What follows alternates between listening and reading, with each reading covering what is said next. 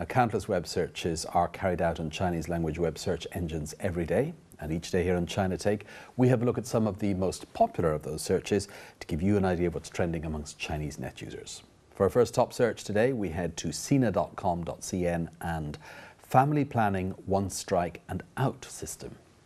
Now, this phrase describes efforts by the authorities to convince the public that China's family planning policy is not being done away with, despite the fact that responsibility for implementing that policy is being taken over by the Ministry of Health from a dedicated commission that had previously had no other purpose. Now, while many experts see this as an inevitable step towards at least the watering down of the policy, a government official has rejected this interpretation. Wang Feng of the State Commission Office for Public Sector Reform trotted out the old cliche that pressure on resources meant China had to maintain the policy.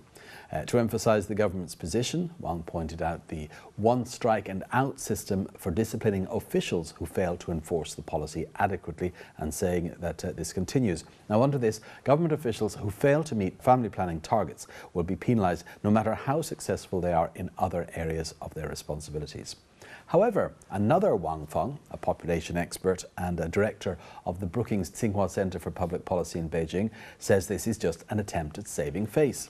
Speaking to the Wall Street Journal, Wang claimed that the statement was a recognition that a complete backtrack could not be made at once, but that relaxation of the policy was inevitable in the medium term.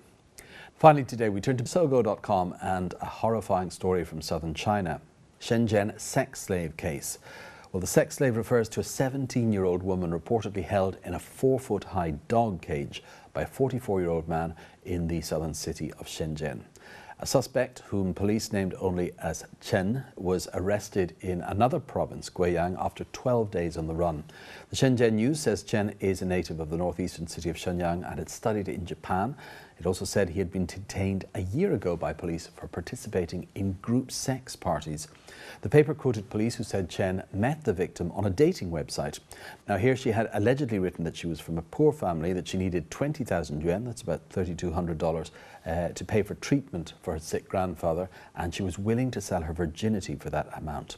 After Chen paid for her ticket and promised to pay the rest afterwards, the woman flew from her hometown in Hunan province to Shenzhen. However, Chen then locked her in the cage in his rented apartment and raped her.